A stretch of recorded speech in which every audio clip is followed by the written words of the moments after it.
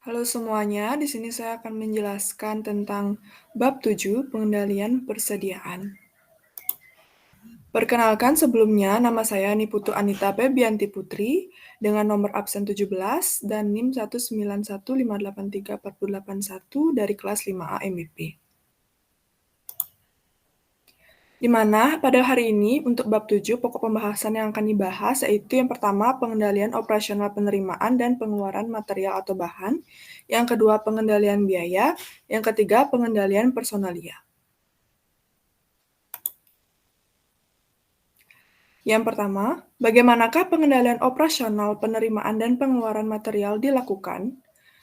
Pengendalian persediaan sangat penting dilakukan karena hal ini sangat berguna untuk dapat memastikan barang atau bahan untuk operasional hotel selalu ada atau dalam keadaan safety stock untuk mencapai efektivitas dan efisiensi dalam pemberian layanan dan juga dengan adanya pengendalian persediaan ini dan juga dioptimalkan, maka perusahaan dapat melakukan penghematan pada persediaan. Di mana yang pertama pada penerimaan barang, di mana penerimaan barang bersumber dari adanya pembelian, penerimaan bonus, dan retur. Di mana dalam penerimaan barang di suatu hotel atau perusahaan, dokumen wajib yang perlu dilakukan atau dibuat yaitu laporan penerimaan barang. Di mana nantinya laporan penerimaan barang yang dibuat dapat digunakan untuk memastikan jumlah barang atau memastikan barang apa saja yang diterima. Adapun langkah-langkah atau prosedur dalam penerimaan barang, yaitu antara lain yang pertama, memastikan apakah barang yang diterima benar-benar merupakan pesanan dan dari perusahaan, baik itu dari segi kualitas dan kuantitas. Yang kedua, memastikan apakah barang yang diterima sudah disetujui pengambilannya oleh pihak yang berwenang, penerimaan barang tersebut karena adanya retur penjualan. Yang ketiga, bagian penerimaan akan melakukan pengecekan barang secara fisik. Yang keempat, pengecekan terhadap dokumen yang dibawa oleh pengirim dan juga dokumen yang dibuat secara internal.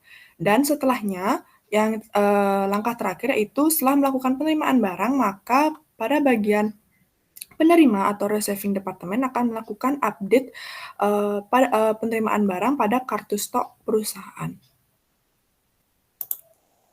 Di sini selanjutnya saya melampirkan prosedur penerimaan barang yang dilakukan di Ramada Bintang Bali Resort yang dilakukan oleh Receiving Department. Yang pertama adalah pemeriksaan barang. Receiving Department akan melakukan pemeriksaan barang terkait dengan kualitas barang dan mencocokkan barang yang telah diterima dengan pesanan, pembelian dan dokumen lainnya yang diterima oleh Receiving Department. Baik itu barang dalam segi kualitas, kuantitas, tipe, ataupun jenis barang, semua akan diperiksa oleh Receiving Department. Yang kemudian setelah pemeriksaan barang, Receiving Department akan berkoordinasi dengan storekeeper dan departemen lainnya dalam penerimaan barang. Dan selanjutnya, setelah barang dicocokkan dan sudah cocok dengan dokumen yang diterima oleh Receiving Department, maka Receiving Department akan meminta persetujuan dari pihak berwenang dan juga dari receiver. Selanjutnya, setelah dokumen diberikan persetujuan dari pihak berwenang dan receiver, maka Receiving Department akan membuat Daily Receiving Report yang dimana akan dibagi menjadi 3 golongan Daily Receiving Report. Selanjutnya yaitu pengeluaran barang. Pengeluaran bersumber dari adanya penjualan, pembelian bonus, retur pembelian, dan juga pemberian contoh barang. Di mana dokumen wajib yang harus dilampirkan dalam pengeluaran barang, yaitu ada surat jalan, delivery order, memo retur pembelian, dan lain sebagainya yang disesuaikan dengan dokumen-dokumen apa saja yang diperlukan dari adanya aturan ataupun sistem yang berlaku di perusahaan ataupun hotel. Dalam operasional pengeluaran barang, agar stok barang terkendali, maka setiap barang yang keluar hanya dapat dilakukan apabila terdapat perintah dan persetujuan secara tertulis dari pihak berwenang. Jika pihak gudang telah menerima dokumen untuk pengeluaran barang, maka barang dapat dikeluarkan dari gudang. Dan pada saat pengeluaran barang, pihak gudang juga perlu untuk melakukan update kartu stok barang, sehingga Hal ini dapat memudahkan perusahaan untuk dapat mengawasi dan juga mengontrol jumlah barang ataupun posisi stok barang setiap adanya pengeluaran barang dari gudang. Di mana dalam pengeluaran barang dari gudang menggunakan 2 metode, yaitu FIFO atau First Expired, First Out, dan FIFO atau First In dan First Out.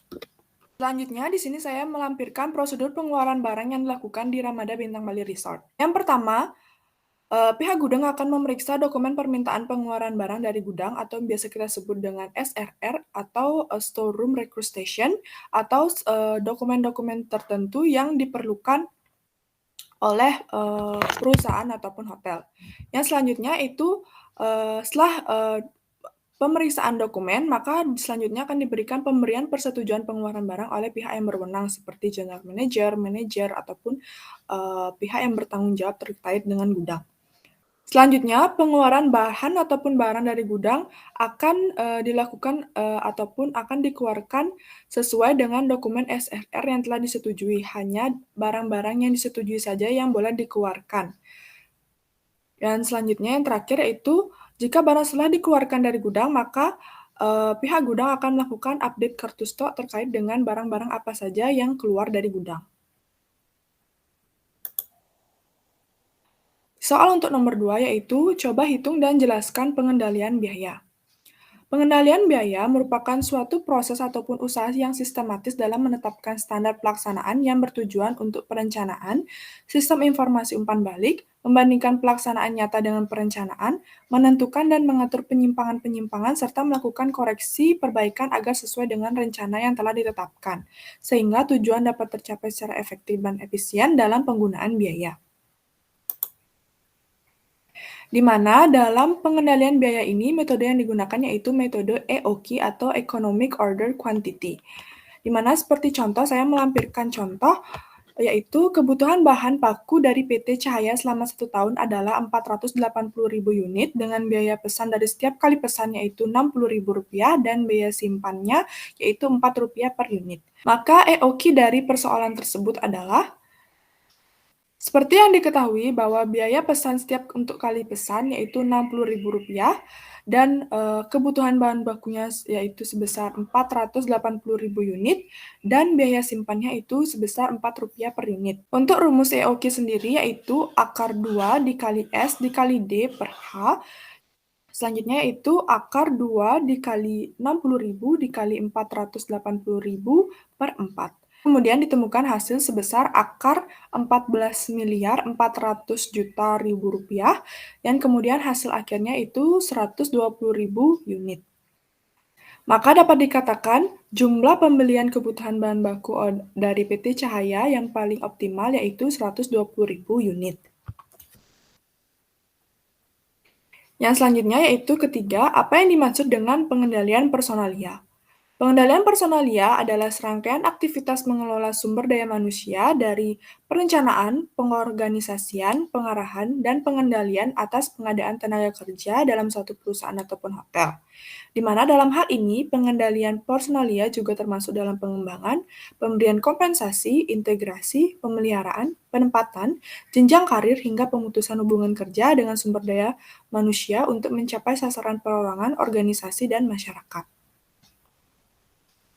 Di mana dalam pengendalian personalia dapat dibagi menjadi dua, yaitu pengendalian intern dan pengendalian ekstern. Pengendalian intern merupakan suatu cara untuk mengarahkan, mengawasi, dan mengukur sumber daya suatu organisasi, di mana pengendalian intern ini dipengaruhi oleh sumber daya manusia dan sistem teknologi informasi, dan juga dirancang untuk membantu organisasi suatu tujuan atau objektif tertentu. Sedangkan pengendalian ekstern merupakan pengendalian yang dilakukan dari luar, di mana pengendalian ini dapat dilakukan secara formal ataupun informal.